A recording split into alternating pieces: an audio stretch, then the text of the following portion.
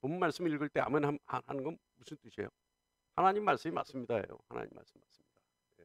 제가 본 말씀을 읽기 전에 그랬잖아요. 이것은 하나님 말씀입니다. 이렇게 했잖아요. 그러면 여러분이 본 말씀이 끝난 뒤에 아멘 하면 하나님 말씀 맞습니다. 할렐루야. 예.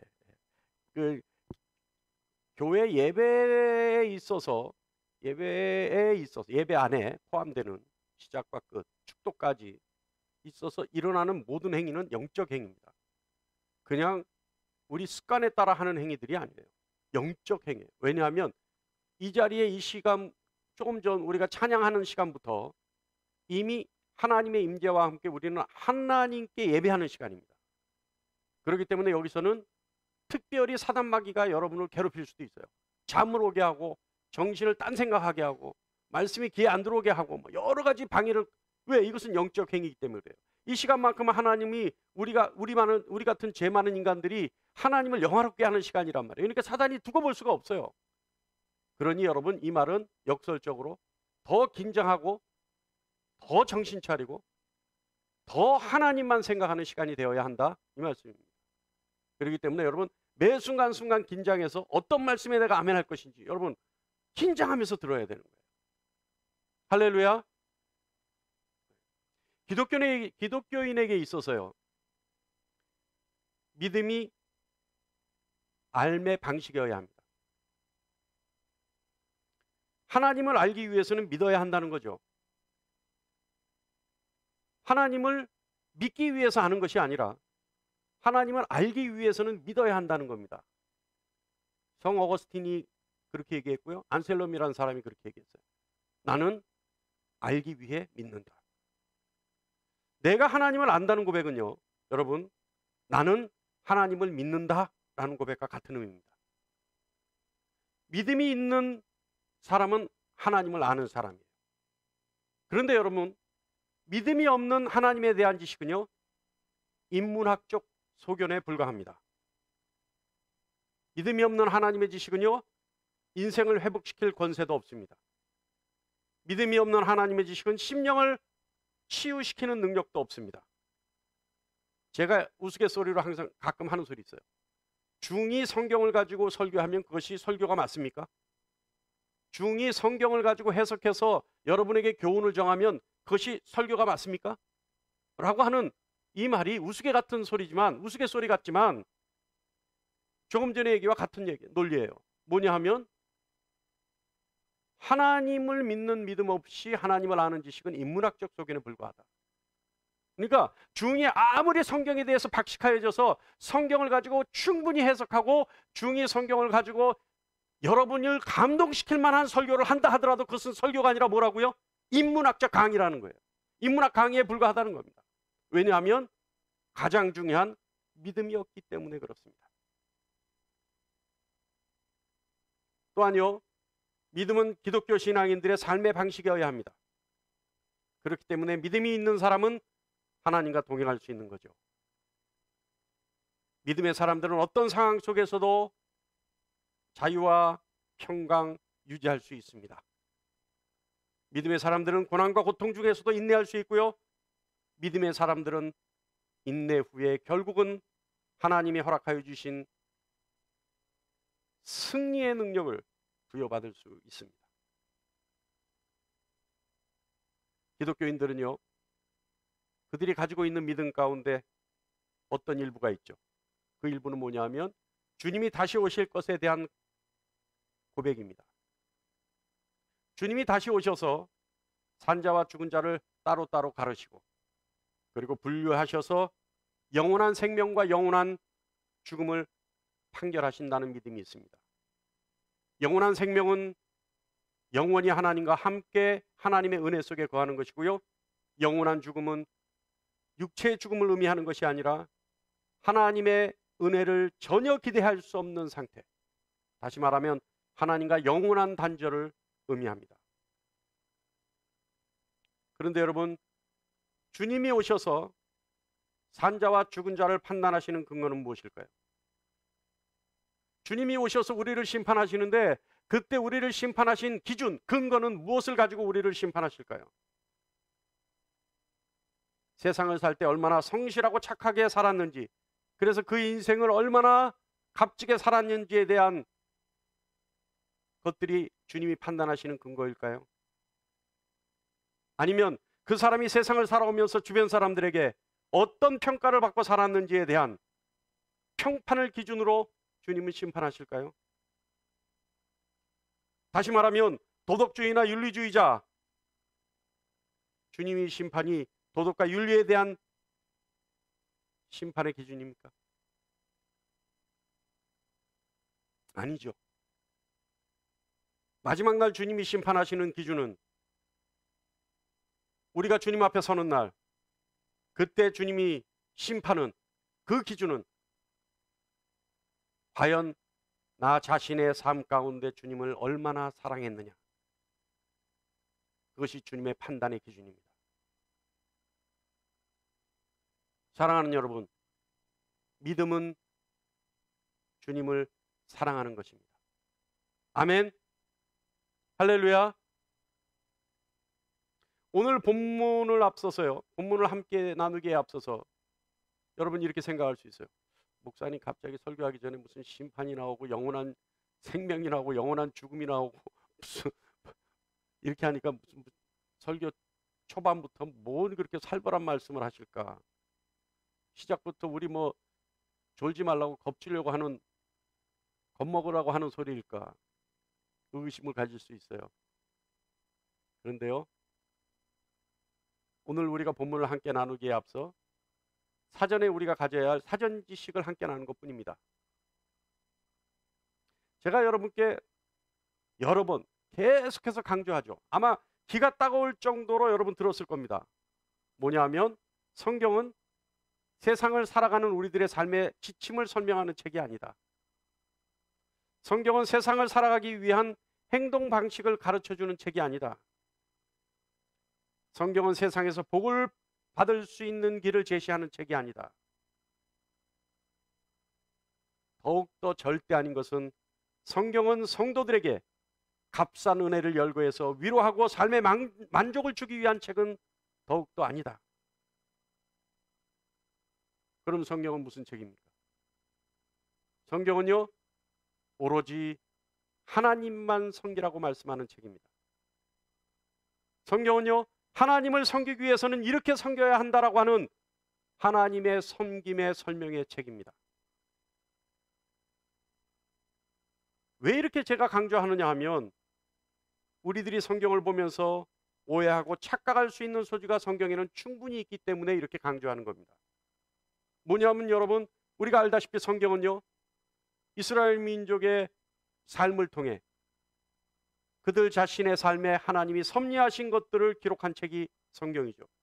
그렇기 때문에 성경은 이스라엘 민족, 다시 말하면 인간의 삶과 밀접한 관계를 맺고 있는 것이 성경 말씀입니다.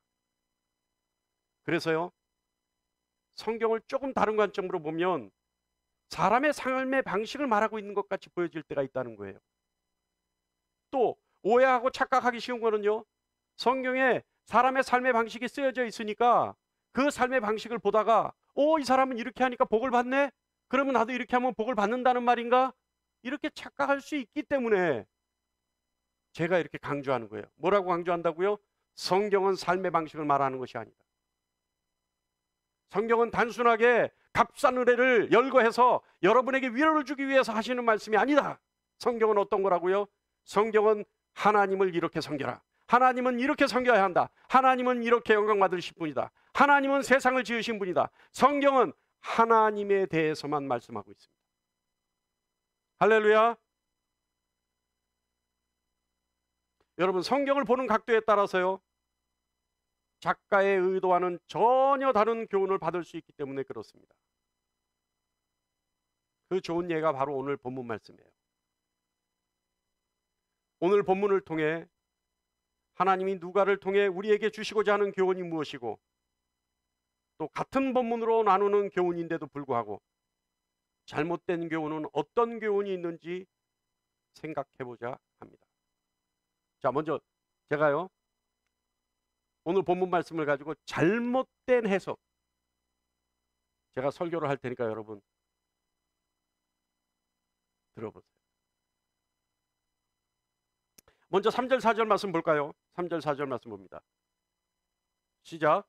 그가 예수께서 어떤 사람인가 하여 보고자 하되 키가 작고 사람이 많아 할 수 없어 앞으로 달려가서 보기 위하여 돌무화과 나무에 올라가니 이는 예수께서 그리로 지나가게 되미로라. 자, 삭개오라고 하는 사람은 세리장이었습니다. 세리장은요, 세금을 징수하는 청부업자예요. 이 세리장들은 어떻게 세금을 징수하느냐면요, 미리 매해 또는 2해, 3해, 3년에 걸쳐서 나는 이 지역에 세금을 걷겠습니다라고 로마 당국에 신청을 해요. 그러면 로마 당국에 신청하는 사람이 많지 않습니까? 예를 들어서 나는 수지구에 세금을 걷는 책임자가 되고 싶습니다. 그러면 이 책임자가 되고 싶다는 사람이 많잖아요. 그러면 로마 당국에서 한 사람 한 사람에게 물어봐요. 너는 얼마를 거둘래? 너는 얼마를 거둘래? 너는 얼마를 거둘래? 그래서 가장 많이 걷겠다는 사람에게 그 책임을 부여합니다. 위임하는 거죠. 그러면 이 사람은 자기가 약속한 그 책임 금액을 할당하기 위해서, 할당된 그 금액을 충족하기 위해서 어떻게 해요? 악착같이 뺏어겠죠. 또 거기에 자기 이익을 남겨야 되니까 그 로마 당국에 약속한 금액을 채우고 나서 남는 건 다 자기 거예요. 그러니까 어떻게 하겠어요? 엄청난 세금을 착취하겠죠. 이 사람들이 세리들이 하는 일이에요. 그러니까 이스라엘 민족은요, 이 세리들은 물질에만 정신 팔려 사는 사람들, 물질의 모든 것을 빼앗겨 사는, 율법도 필요 없는 사람들. 그래서 이 사람들을 유대인들은 뭐라고 생각했느냐? 절대 구원받지 못할 죄인들, 이렇게 생각했어요. 그런데 그 중에 우두머리예요. 세리장이에요. 세리장이 이름이 삭개오예요. 자, 그런데 삭개오가 예수께서 지나간다는 소리를 들었어요. 삭개오에게 호기심이 생겼습니다. 삭개오는 예수님이 만나고 싶어졌어요. 그래서 예수님이 지나간다는 그 길을 나갔습니다. 그런데 삭개오는 굉장히 키가 작았나 봐요. 아무리 깡총깡총 뛰어도 예수님 지나가는 길을 볼 수가 없어요. 그러니까 삭개오가요, 생각해냈습니다. 도무지 볼 수 없자, 예수님을 볼 수 없자 돌무화과 나무 위로 올라갔습니다. 여러분, 돌무화과 나무 위로 키가 작은 사람이 올라가는 열정을 보이는 거예요. 반드시 예수를 한번 보고 싶은 거예요. 여러분, 삭개오의 그때 당시의 열정 누구도 말릴 수가 없습니다. 그 열정으로 삭개오는 돌무화과 나무 위로 올라갔죠. 여러분, 삭개오의 열정 얼마나 가상합니까? 자신이 구원받을 수 없는 죄인임에도 불구하고 주님의 얼굴이라도 한번 보고 싶어서, 그래서 가까이 가고 싶어서 삭개오는 자신의 한계를 극복하기 위해 최선을 다했습니다. 작은 키의 한계를 극복하기 위해 어떻게 해요? 나무 위로 올라갔던 거예요. 자, 5절 말씀 한번 읽어볼까요? 시작. 예수께서 그곳에 이르사 쳐다보시고 이르시되 삭개오야 속히 내려오라. 내가 오늘 내 집에 유하여야 하겠다 하시니. 여러분, 삭개오의 그 예수님을 향한 열정 드디어 뜻이 통했어요. 그의 열정에 예수님 감동하셨습니다. 삭개오의 열정을 주님이 보셨어요. 그래서 삭개오를 부르십니다. 그냥 부르신 것도 아니고 오늘 저녁 너와 함께 하겠다. 오늘 저녁 내 집에서 내가 먹고 자겠다. 주님 말씀하셨어요.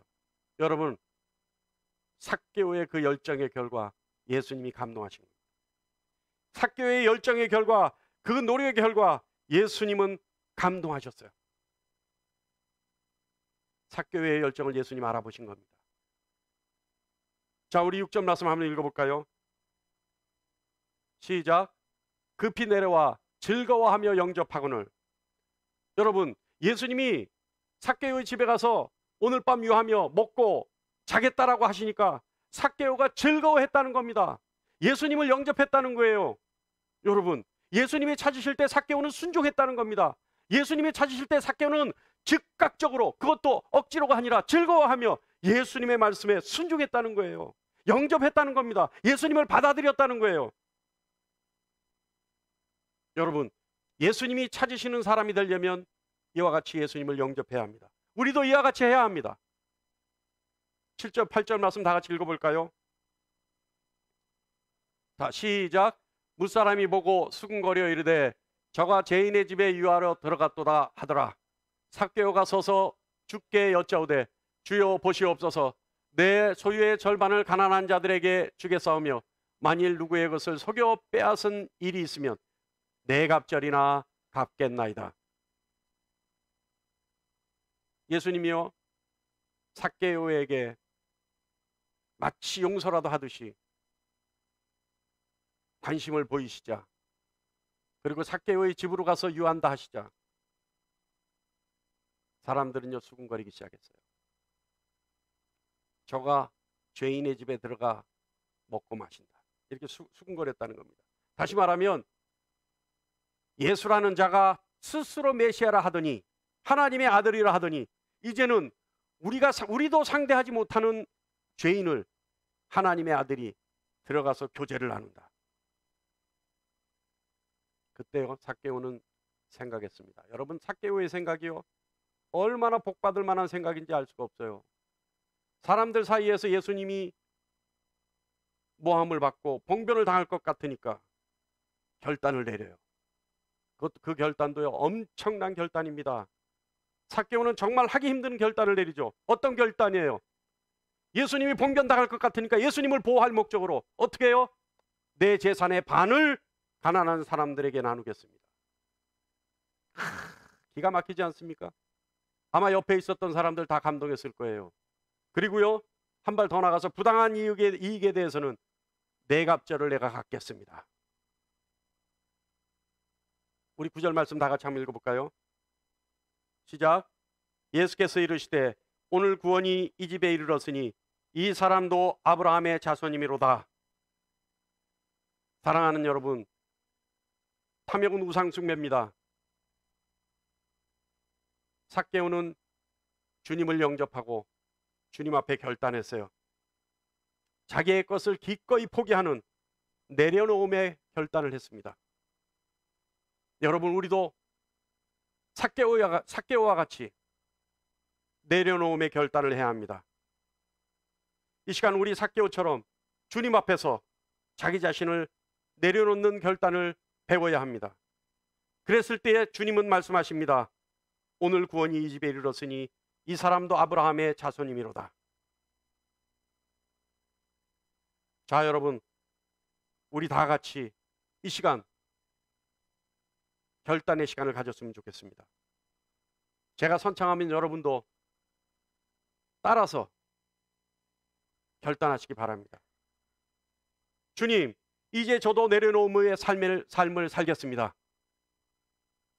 제가 선창했으면 여러분, 주님, 이제 저도 내려놓음의 삶을 살겠습니다.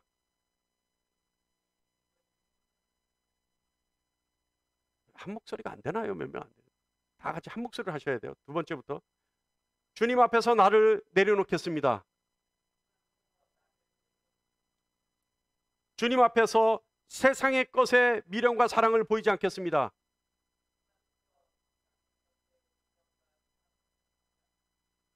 그러니 주님, 저를 도와주십시오.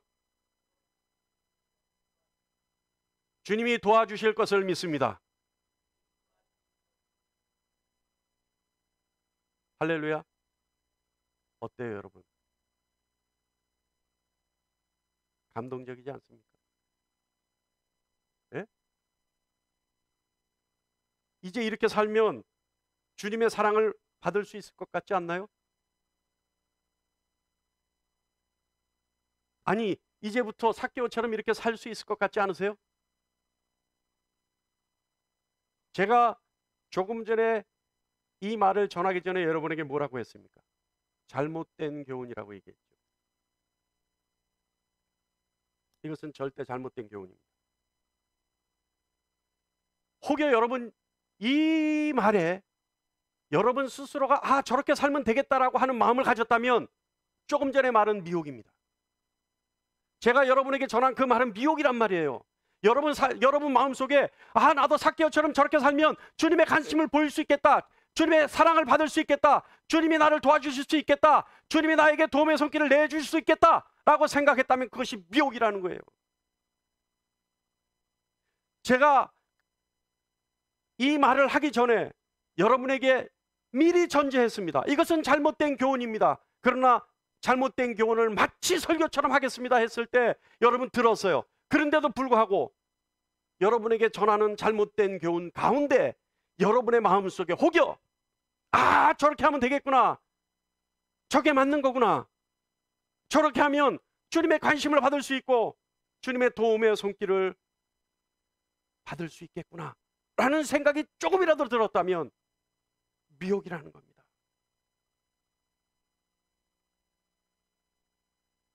조금 전에 말에 여러분은 착각에 빠졌던 거예요. 여러분을 삭개오의 삶에 대입시키는 체면에 빠졌던 겁니다. 조금 전에 말을 통해 여러분 대리만족을 느꼈던 거예요. 무엇보다 조금 전에 말은요, 철저한 인본주의적 해석입니다. 조금 전에 말은요, 철저하게 인본주의적 신앙을 가르치는 겁니다. 여러분 들으시면서도요, 저건 아닌데 했을 거 아니에요. 여러분 들으시면서도 저건 조금 이상한데 했을 수도 있잖아요. 그런데도 그 말들 중에 몇몇 대목은 저건 맞아, 저건 나도 저렇게 살아면 되겠어, 있죠? 그것이 미혹.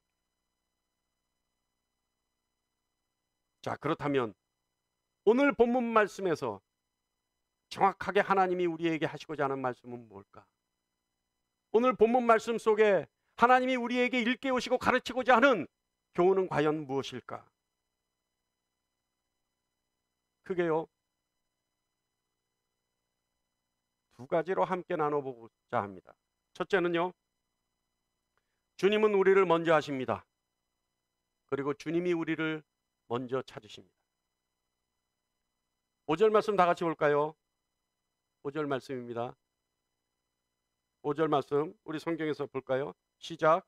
예수께서 이곳에 이르사 쳐다보시고 이르시되 삭개오야 속히 내려오라, 내가 오늘 내 집에 유하여야 하겠다 하시니. 여러분, 우리가 조금 전에 나누었던 사전 지식 가운데요, 유대인 사회에서 세리는요 구원을 받지 못한다고 생각하고 유대인들은 그렇게 단정 지어버렸습니다. 그러니 삭개오 자신도요 구원을 받는다라고 하는 생각을 가졌다는 것 엉강생심이죠. 전혀 그렇게 생각할 수가 없었습니다. 그런데 예수께서 마치 그곳을 지나가시자요, 삭개오는 예수님에 대한 소문을 들었습니다. 그리고 삭개오는 예수님의 얼굴을 한번 보기라도 할까 하고 나갔던 거죠. 그런데 예수께서 마치 그곳에서 삭개오를 찾으시는 것 같은 행동을 보이시죠. 예수님은 삭개오의 이름을 알고 계셨다는 거예요. 이미 삭개오에 대한 사전 지식을 가지고 계셨다는 겁니다. 하나님은요 삭개오에 대한 구원 계획을 가지고 계셨다는 거죠. 삭개오는 키가 작았습니다.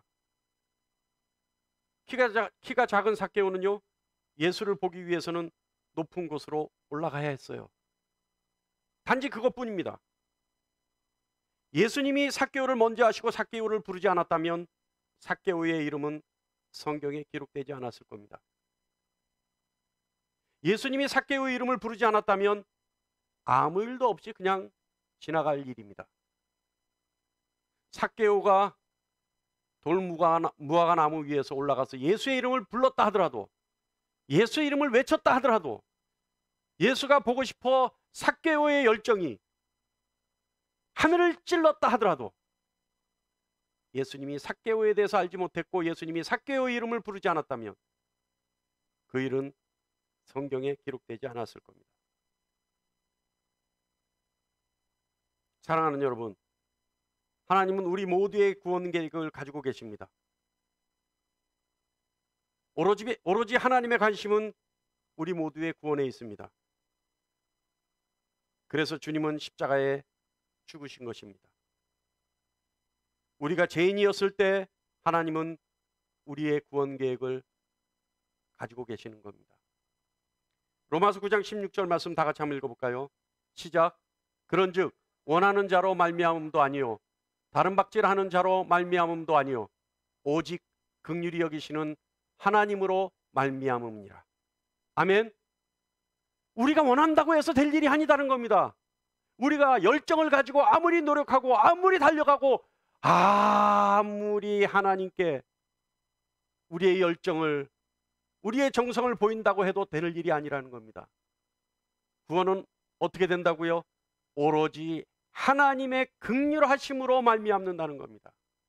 하나님이 우리의 처지를, 죄인된 우리의 처지를, 그래서 죄 가운데 있어 죽을 수밖에 없는 우리의 처지를 불쌍히 여기시고 불쌍히 여기시고 하나님의 가족인 것처럼 불쌍히 여기시기 때문에 우리가 하나님께 구원을 받을 수 있다는 거죠. 동의하십니까? 동의하십니까? 이것이 은혜인 거예요. 우리는 먼저 하시고 우리를 먼저 찾으시는, 그래서 우리를 이끄셔서 주님의 품으로 인도하시는 하나님의 은혜인 것입니다. 두 번째, 오늘 본문 말씀의 큰 교훈은요, 삭개오의 변화의 관건은 주님을 만난 것이에요. 삭개오는 주님을 만났기 때문에 변했던 겁니다. 주님은 삭개오를 찾으셨어요. 그리고 주님은 삭개오를 만나 주셨어요. 삭개오는 주님의 얼굴을 보는 것으로 만족하려고 했지만, 그래서 주님에 대한 궁금증을 해소할 수 있다고 생각했지만, 주님의 목적은 삭개오를 만나는 거였습니다. 결과 어떻게 되었습니까? 삭개오가 주님을 만나자 삭개오가 변화를 받았어요. 자신이 지금껏 가장 중요하다고 생각되었던 물질이 아무것도 아닌 것처럼 생각되어지게 된 것입니다. 물질보다 더 사랑해야 될 존재가 있다는 사실을 깨달은 거죠. 주님을 만나자 삭개오의 마음속에 물질이 첫 번째가 아니라 가장 먼저 사랑해야 될 대상이 있다는 사실을 깨달았던 겁니다. 우리 본문 8절 말씀 볼까요? 다 같이 한번 읽어보겠습니다. 시작. 삭개오가 서서 주께 여짜오되 주여 보시옵소서, 내 소유의 절반을 가난한 자들에게 주겠사오며 만일 누구의 속여 빼앗은 일이 있으면 내가 앞절이나 갚겠나이다. 아멘. 삭개오의 마음속에요, 10년 가운데 변화가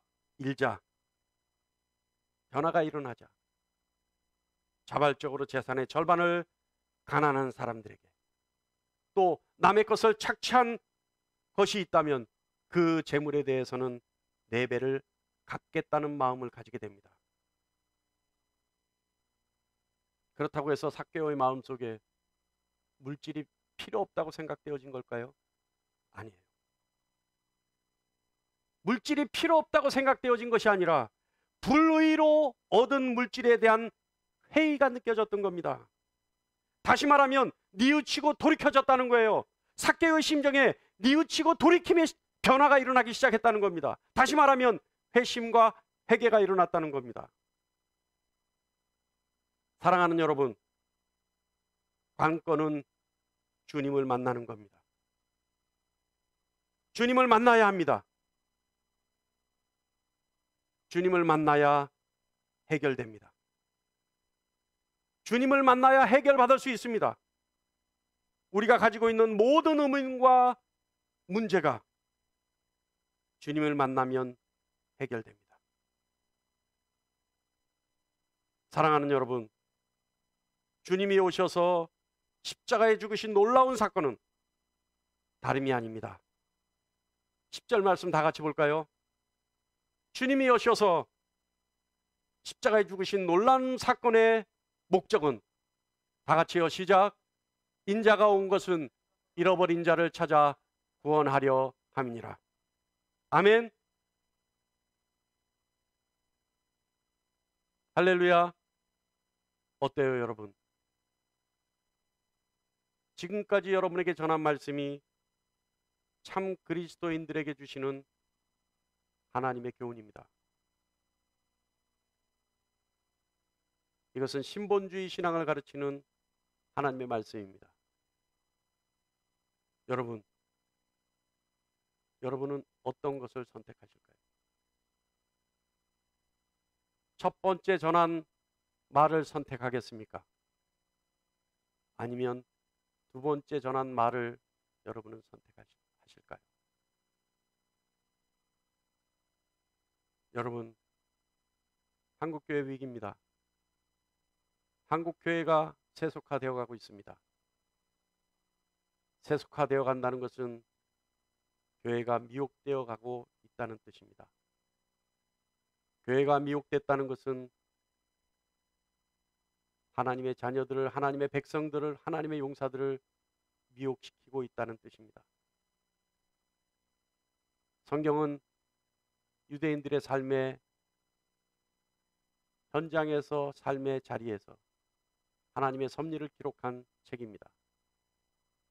그렇기 때문에 성경에는 사람의 삶의 방식과 사람의 삶의 모습도 기록되어 있습니다.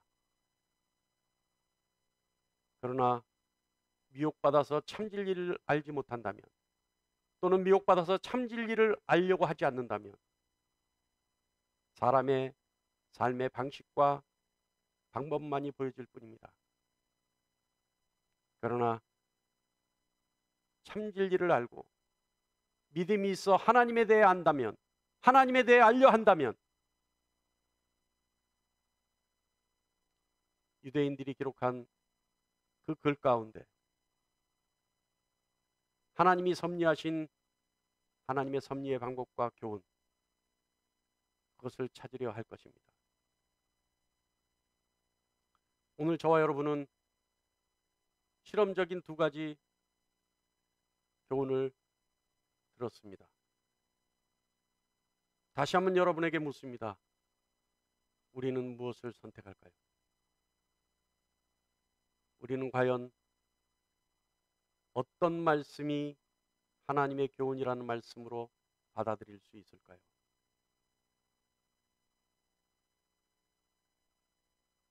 그 선택은 여러분의 몫입니다. 하나님의 말씀을, 참 교훈의 말씀을, 참 진리의 말씀을, 하나님의 생명의 말씀을 신본주의적 관점에서 풀어낸 성경 말씀을 선택할 수 있는 저와 여러분이 되기를 간절히 축원합니다.